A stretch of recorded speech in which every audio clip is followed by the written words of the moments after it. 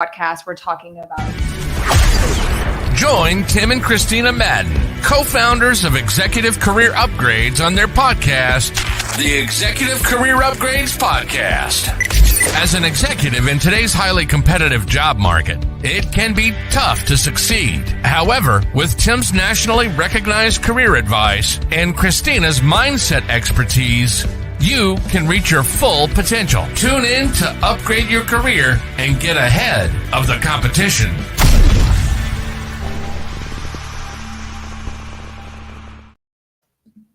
All right, we are live. Welcome to the Executive Career Upgrades Podcast. I am one of the hosts, Tim Madden. This is the better half, Christina Madden, and we help you, right, get the new job, hopefully keep the new job, and then excel at the job. Hey, we go live each week inside the Executive Career Network, the fastest growing Facebook community on the planet. I don't know. There's 13,000 of us right now. So if you're watching the ECN, let me know in the comments. And we also stream over to our friends on LinkedIn and YouTube. We are monitoring the comments as well. And guess what? Wait. Oh, yeah. This is my first time ever streaming live on Instagram. And if you don't follow me on Instagram, shameless plug time. I am at handle the Christina Madden. Some of you know me as Coach Christina Madden. I did change that. It's the Christina Madden, Christina with a K. So head on over there, and I'll be going live, every week. And you can catch mindset tips, lifestyle tips, all things. You can see how we win at life. Yeah, it's amazing. Head on over. Absolutely. Hey, also, we upload it to everywhere on the internet, specifically Apple and Spotify as well. So if you're listening, here we go again. If you're listening right now on Apple or Spotify, do me a favor, please. We are on a mission. We are on a goal. It is on our big goal map this year that we look at every single day to be one of the top career podcasts in America. Help us out. We would really appreciate you if you go leave us a review, only if we give you something that you can use today to help accelerate your career. And we know we will. Also, hey, share this with a friend or a family member because we know it will help them. Christina, before we get started, I got a couple notes. Well, first, of course, hey, we're talking about layoffs today. We'll get into that in a second. But if you are affected by that, we absolutely want you to go over to execupgrades.com/podcast to schedule a free career consultation with our team to see how we can help you. And number two, if you are looking for some free resources to aid or level up in your career, go to execupgrades.com/resources. Now, Christina, can you imagine today is January 24th. Do you know that we have had 220 or more high-level interviews at ECU that our clients have went on for multiple six-figure roles? We have got 18 high-level offers. We have 13 pending offers that we are still negotiating. And we just had someone yesterday take over a massive CEO role. That's amazing news. And if you're here listening, I'm really glad you got to hear that news because you don't get a lot of that in mainstream media. You're only hearing about the layoffs. So I'm here to report good news. This is like Donald Trump's good news media app. We have good news for you. People are hiring and people are thriving. Yeah. But to kick us off, and I know you are going to do that. Hey, there have been layoffs. We have read from many different sources, around 195,000 across many different areas, to include, hey, some at Google, Riot Games, some at TikTok, eBay, Amazon, Spotify, and many others. So if you were impacted or you are the one delivering the news, this is going to be maybe a part A, part B, because we are committed to helping you both today. Would you like to get us started? Yeah. So either you've been impacted by it or you're being impacted by having to go through laying people off. But there's also like a third bucket. The third bucket is for people who have a job, but you are like so scared. Like you're plagued by the thought of, being laid off. It's so scary. People talk about it all the time. I know people with great careers and they're like, oh my God.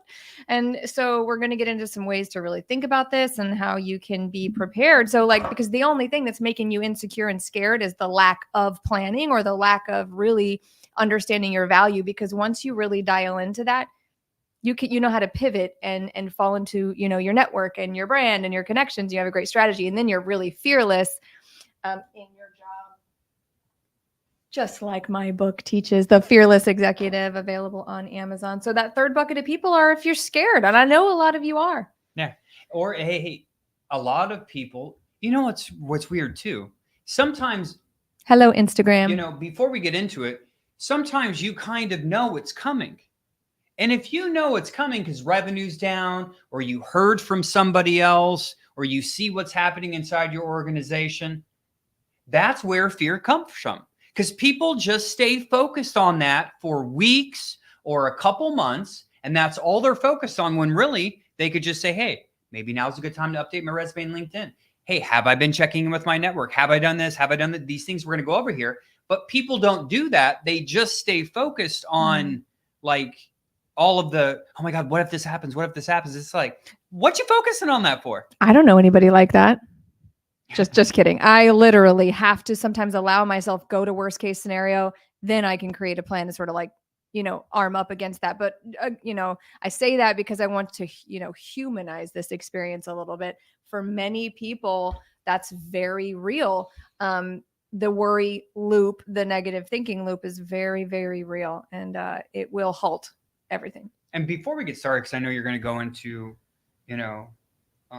a couple things here shortly, but I just wanted to say, here's the first thing I would do. Okay. Whether or not you're on the job seeker at the director or above level, or you're the one delivering the news, I'm sorry. I try to make life easy on myself. I get a mentor, I get a coach, I get with the company that can help me. That's number one. And number two, hopefully that has a community of people going through similar things that I'm going through. Because here's why. Why would you not do that? I know it's so hard for people to ask for help, right? But literally, I was just thinking about it this morning. If you want to get better at shooting a pistol, what are you going to do? Are you going to maybe get an instructor? Maybe shoot some rounds? I'm going to get the best gun, the best ammo. I'm going to go rent out the range. Yeah, exactly. I'm going to hire somebody. Yeah, that's what I'm going to do. If you've never been fishing, if you haven't been fishing in a long time, or you've never been an expert fisherman, I would like to go out with the guide. I want to know, hey, where's the secret locations at, right? Where's all the fish at? What bait do I use? What fishing line do I use? Why would I want to like randomly go out in the ocean and say, you know what, I'm going to wing it. I don't really know. I'm just going to throw some random bait in the water and cruise. Why would you do that? You know what I think that mindset comes from though, Tim?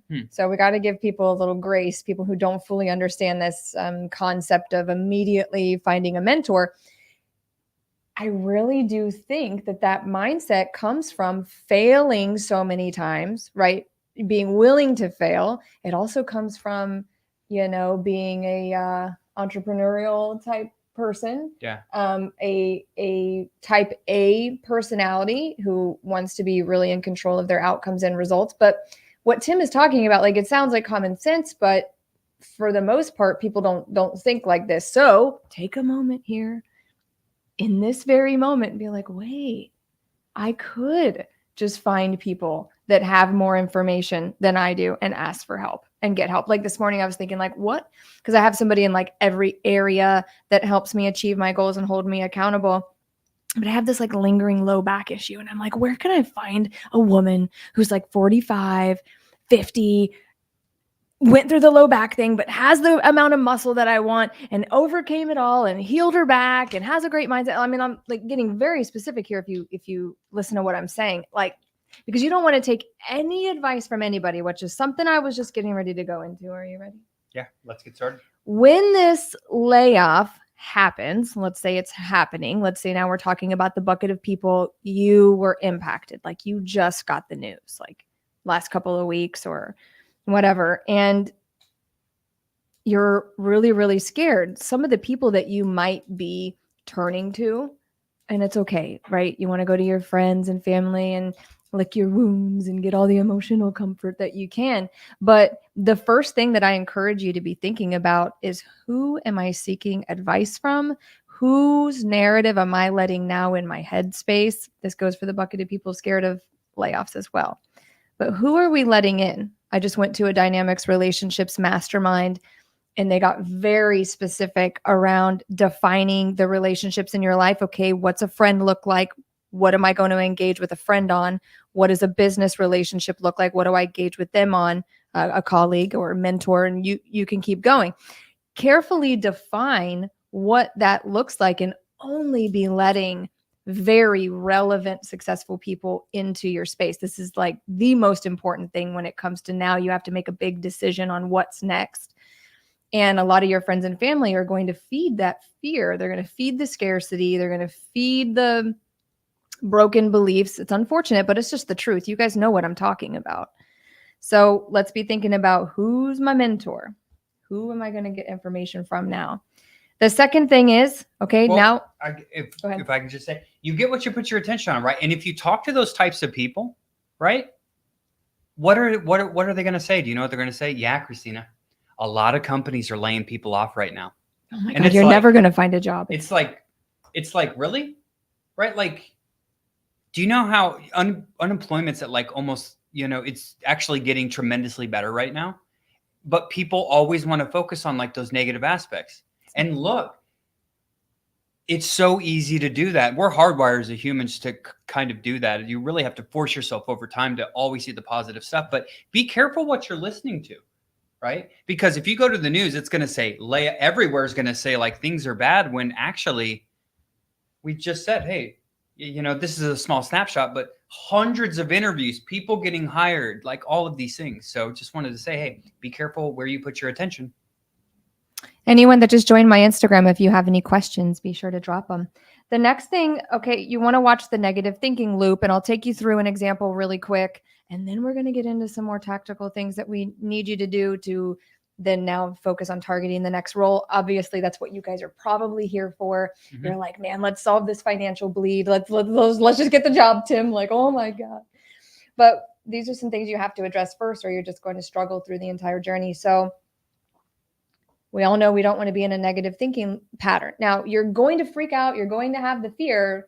That's going to happen. Okay, you're going to be scared and fearful and anxious and probably pretty sad if you've been somewhere a long time and you've essentially dedicated your life. Have friends, probably. Yeah, friends. Made an impact. You actually loved the job, maybe. Lots of different stories. But we know that thoughts dictate emotions and emotions dictate actions. I'm going to keep this really, really simple. Again, it's in the book if you need it, Fearless Executive.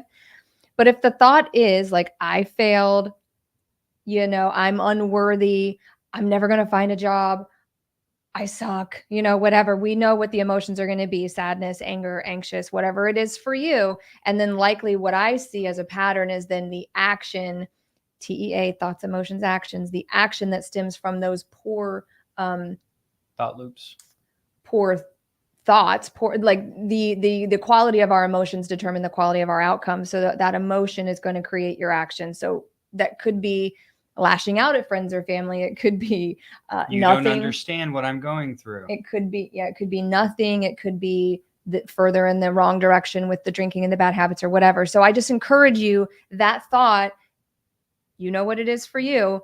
What I see oftentimes is I failed. Like, I epically failed. I'm unworthy. We need to plug that in with at least a neutral thought. I'm not asking you to say, hey, I'm going to get my dream job tomorrow. This is a miracle. This is amazing. Maybe one day you'll be able to get there if you start reprogramming your mind now. But the thought needs to at least be, I am open to new possibility. That is the easiest one to grab for. And most of you can probably get there. So even if you can't fully believe that you can get another job, I know you can believe that you're open to it. So if we can get you to an open neutral spot, now we can get like some neutral emotions, some maybe excitement. For some of you, it could be, I dodged a bullet. That's a popular one in our environment because they start to realize, wait a second, maybe it wasn't a great fit. I was underpaid anyway.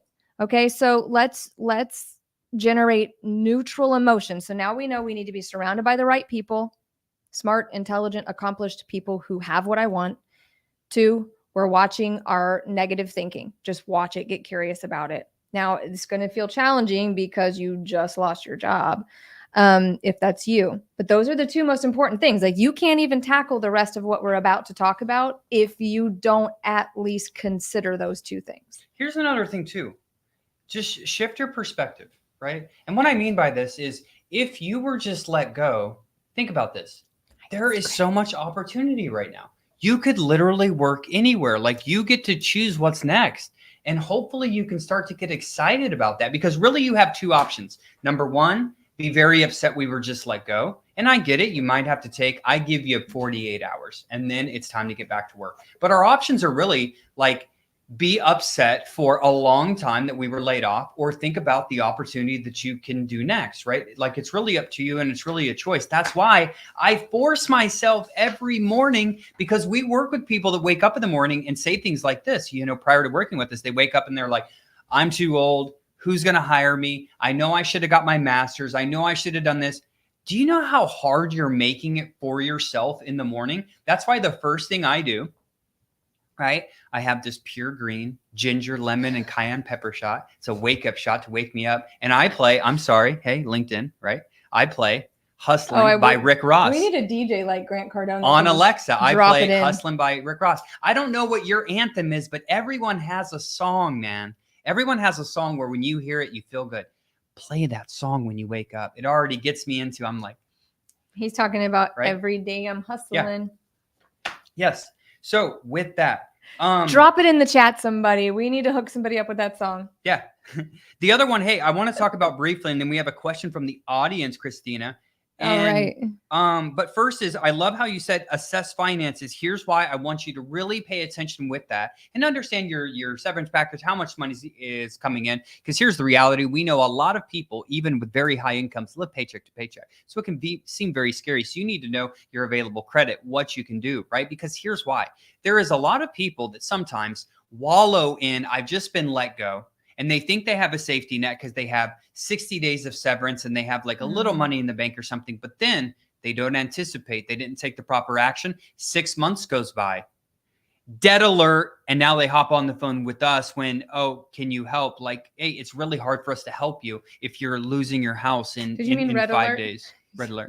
You said dead alert. Oh, yeah. Red alert. Everybody's alive, baby.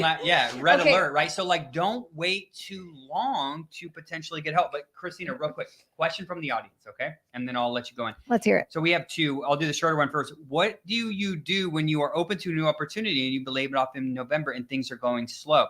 Things are not going slow in the job market. So I'm just going to keep it real with you because that's what we do on this podcast. If things are slow, it's something about your process. Either you're not branded effectively, you don't have your accomplishments, you're having problems getting in front of people that can actually hire you, or I have 3 notes here. Recently, we worked with the CEO, CHRO, and CRO that had a resume and were getting on opportunities, but they couldn't get hired. And they all 3 specifically said they were having problems communicating their value. And by the way, these are senior leaders. So I don't know if it's for you, I don't know if it's your resume or you need help getting on interviews or you are getting on the interviews and you're just not converting them. But one of those problems is your problem because things are not slow right now. We had so many people go on interviews last week. So, hey, definitely schedule a call with us at execupgrades.com/podcast. But let's be clear. The more times you tell yourself it is slow, the more times that we hear this, it is slow.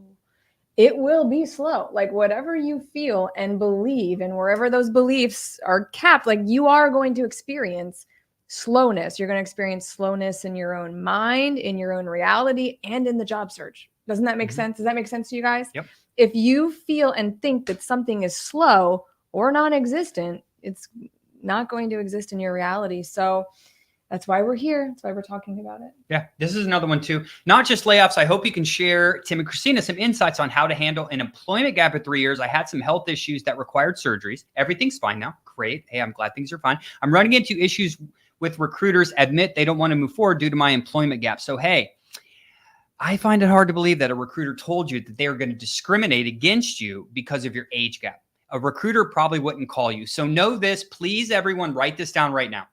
Please write this down. If a recruiter is calling you, they are not calling you to discriminate against you.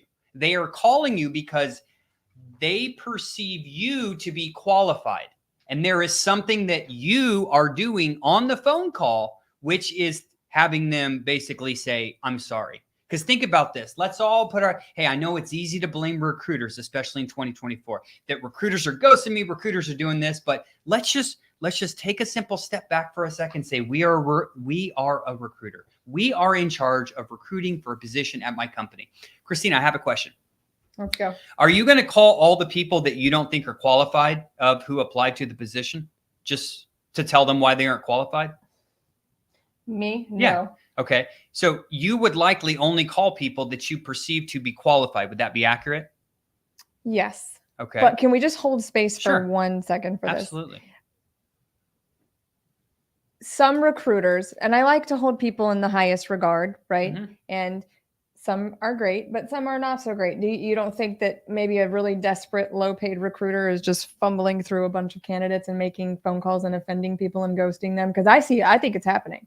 Just, hey, leaders at organizations, record all of your outbound calls from your recruiters. Okay. I mean, maybe that's happening, but I would say that Not a lot, but Yeah. I think it is happening though. But that's even more of a reason. That even brings me more to a reason that if you can't handle those recruiters who are untrained, right? Then, hey, what's our option? This is why I personally would just completely. What's our option? Is it to say avoid it. like, woe is me? Or is it to say, hey, maybe I need to skill up. Maybe I need to know, how am I going to handle this employment gap? Because the good news is this. Let's think about the positive news for whoever did that comment, right? Positive news. Hey, I got recruiters calling me. Yeah. Yeah. I mean, yeah. That's positive. Hey, okay. So I have them calling me. I figured that out.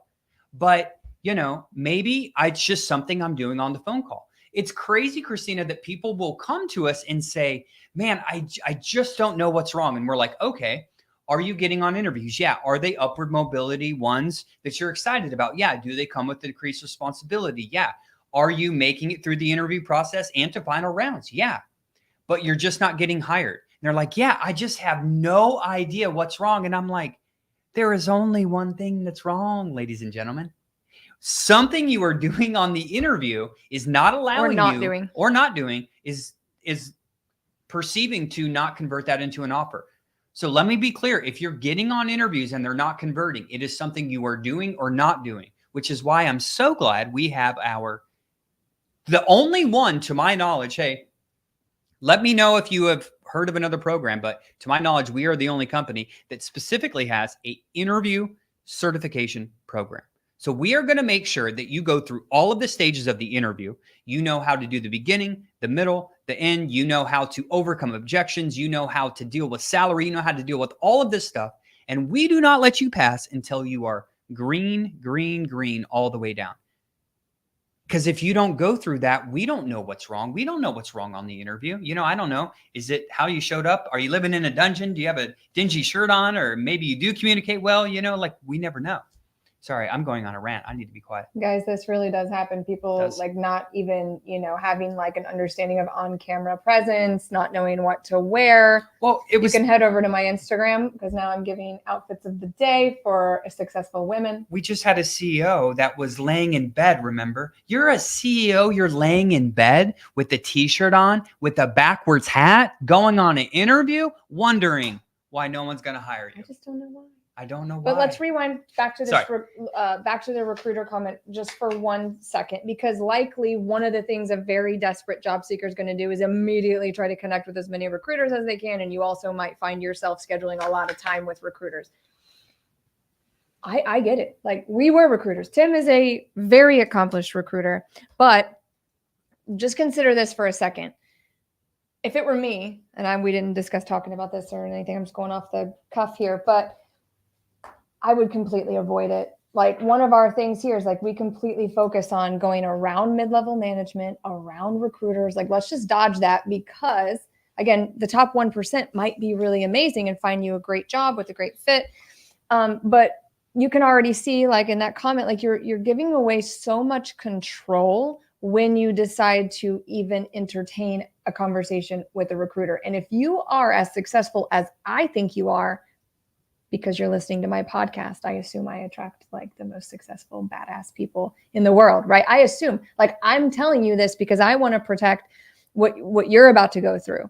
And so what happens is these recruiters, oh my gosh, we're on LinkedIn. We love you guys. We love recruiters, but like, we all know that recruiters there's internal ones, there's external ones, and they're collecting as many candidates as possible. Like, that is their job.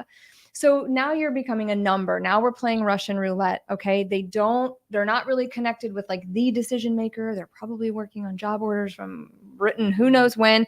And so it might feel like you're getting somewhere, but you're really not. And then you're ghosted. It was a low quality situation. God forbid you're flying all around. And Yeah. And how many situations have happened? This happened recently, 2 months ago. Someone pinged you or me and sent us a personalized video on LinkedIn that was very nice. And we said, hey, we need to meet this person. So we're one of the fastest growing companies in America. We do this. Why wouldn't other people?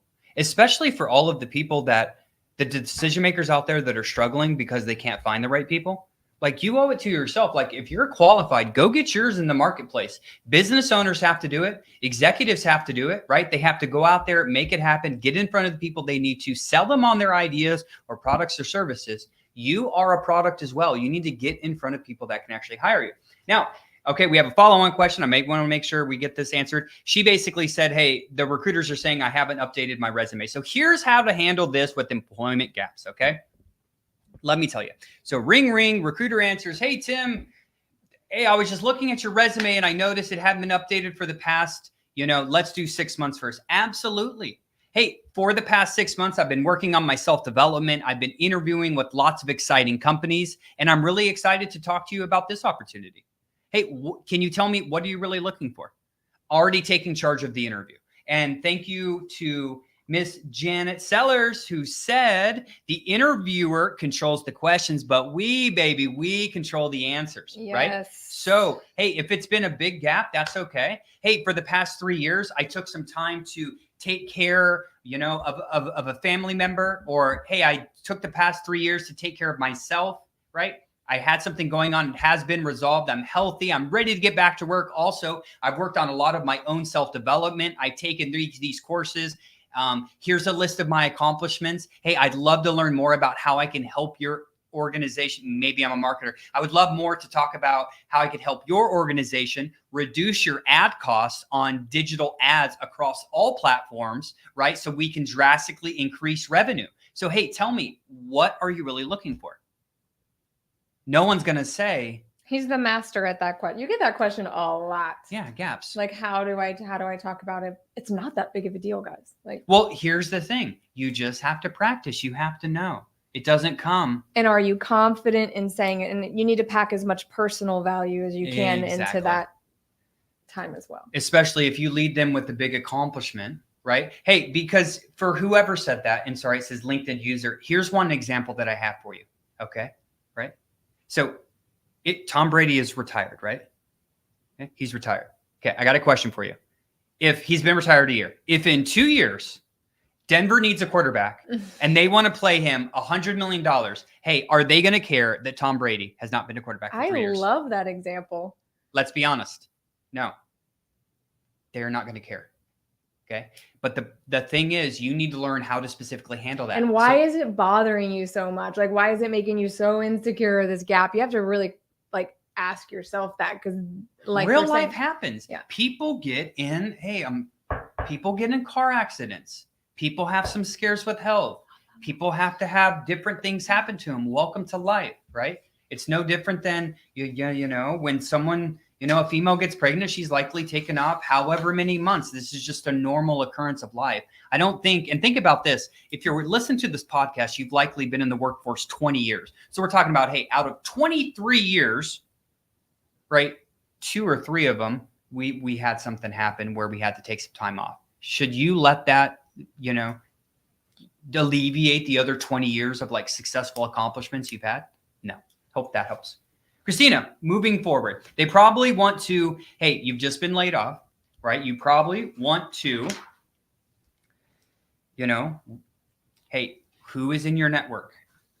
And who are you letting in? And who are you letting in, right? So we probably want to connect with our network. And we don't want to say, hey, Christina, do you know anyone who's hiring? I just got laid off. It's horrible. I'm crying every day. Probably not the best. How about this approach? Okay. Hey, Christina, it's been a while since we connected and worked at Microsoft. I remember the last project we worked on was this. That was crazy. Hey, I see you're over at Cisco now. It's been a while. Hey, when do you have 15 minutes to have a cup of coffee virtual with me? That's it. Not asking you for anything. Not asking you for anything. Here's how the conversation goes, and then we'll move forward. We have many episodes on this. Go check us out. Executive Career Upgrades podcast, right, on Spotify or Apple. We got many on this. And then here's how the conversation goes. How you been? How's the family? How's work? how's Cisco? How's this? How's this? Then you move into, hey, how can I help you? And then maybe here's how you might be able to help me. Give, jab. Okay. Go check out previous ones. Hey, it's probably a good idea to update your resume and LinkedIn profile if you haven't recently. Okay. And Hello, Instagram. while you're in transition, man, work on your skills. Get better. Read a book on marketing. Read a book on sales. Take a $99 Udemy course. But again, I would really suggest hooking up with a mentor and hooking up with the community of people on the same journey. It literally makes things 1,000 times and easier. never stop that, because you always want to have an army of advocates. Mm-hmm. Never stop that. Then we want to talk about branding.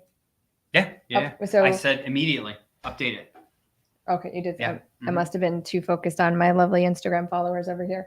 Okay, so we talked about that. We had a couple questions that came through, so we're done with that. We know we have to brand, but it's not just the resume. You touched on LinkedIn and posting and brand relevance. Yeah, well, we didn't talk about posting, but hey, great questions here. My biggest question is, how do I improve the process to get better visibility? David, I love this question. So hey, number one, I want to make sure, David, that when people hit my LinkedIn profile, and please click on my profile right now and just see how it's laid out. Now, of course, we sell career services and products and services to help people. But think about this, David, you are a product as well. You know, so when I say you're a CTO, I'm just making something up. When I hit your profile, do I know within like 5 seconds that you're a CTO?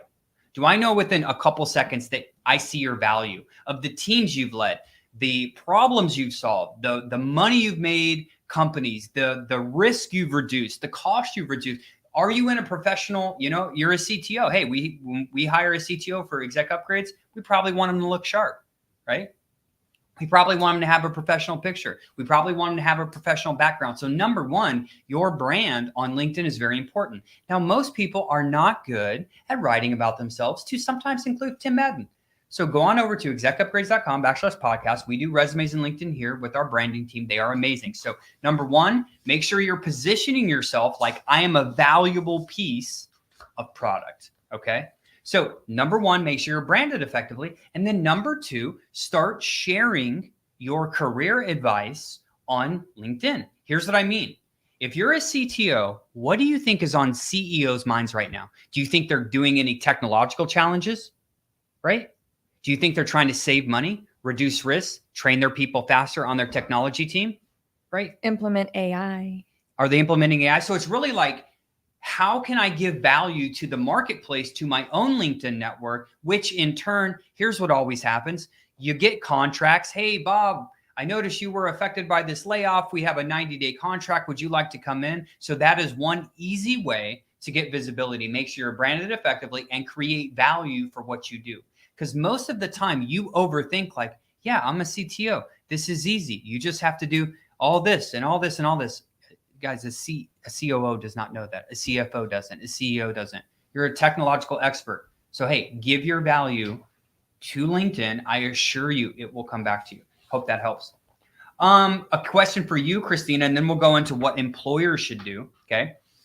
You're right, things are slow. One thing I found to keep myself busy without a header, he would go to the home office Monday through Friday as if I was working and start my search. LinkedIn is a great resource. I would see what company has opportunities and then reach out to connections I have on LinkedIn and see if they have an employee referral program. This helps get your resume from this. Absolutely, Corey. One more step I would do, I would say, hey, if I know this company's hiring, right? Who is the potential decision maker? If they're hiring for a VP of information technology, Corey, you probably know it's one of the C-suites. You could very quickly identify them by going to the company page, search who works there, type in CTO. Absolutely. And I noticed too, just a great point, being in the home office Monday through Friday as if you're working, that you guys, you have to treat this job search like it's a job. Yep, absolutely.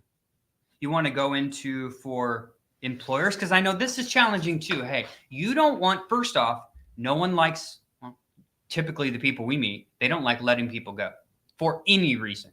Like some people, like even if it's extremely poor performance, they still dread letting people go. So I could only imagine if you have to, cut 20, cut 50, cut 100, or maybe you're one of those executives that has to deliver to, a large team, right? Of cutting, that many. Christina, what are some advice you have? Say you're the CHRO. You are the one in charge. You're hopping on a Zoom call. Ooh, you see those big Zoom calls on TikTok, right? 700 people. And yes, I'll give you some thoughts, but full transparency, I'm not going to even act like I've been in that hot seat. I have never had to jump on a Zoom call with hundreds of people. Not even, I don't think I've ever let go more than one person at a time. So that's just my full transparency there. But what I know about building a business and having to understand very quickly who can be in and who can be out, and having to sort of learn how to fire faster, if you will, I do know that it requires me to keep my mind in check. And no, there's no surprise here that I would go back to my mindset around it. So now we want to talk about clearly communicating, compassionate communication, empathy, and going into it with that energy. So treating people like, hey, like treat it like it's your dad, your mom, your sister. You're going into it with a high level of compassion and empathy, to protect the integrity of the entire situation. So I would also invest in outplacement services like what we do here at ECU. I'm hoping that that'd be very nice. We've done that. Yeah, we've done that for a few large organizations, because now they can be in good hands to get the branding under control, get the networking have under a plan. Yeah, that really helps. Imagine, so hopefully there's a budget for that. Yeah. If not, hey, make a budget, because likely these employees worked hard for you for many years, right? So like, be sure they're taken care of with something, because of their contribution, right? It's just you owe it to them. You really do. And it helps alleviate so much stress. And here's another thing. I won't hit you with all the stats. The last thing you want, if you're an executive at that company, is 800,000 negative Glassdoor reviews, Google reviews, all of those things, right? Those can tremendously hurt your brand. So this needs to be a super delicate, well thought out process. Otherwise, it could really hurt you really bad. You've seen that too on social media. And there's courses available on this as well. I would love to have one day. I'm sure we need to create one. There's probably well, if I throw out some names that there would be my competitors, but I think like Korn Ferry has probably some courses that you can take on how to deliver this, how to do this, specifically, like actual verbiage. So you're not trying to create it yourself. There's probably some really useful scripting. And then beyond that, so now you've been empathetic, now you've been compassionate, now you've educated yourself on how to do it. You've provided outplacement services. You've done everything that you can do. Outside of that, your commitment is to the organization. And so to further support your mindset is staying focused on the mission and vision of the organization, moving forward. Exactly. And I want to touch on that as we wrap up, Christina. But you talked about transparent communication, right? Being important, right? As they transition, and outplacement services and delivering the message the right way. But here's like all of the other things.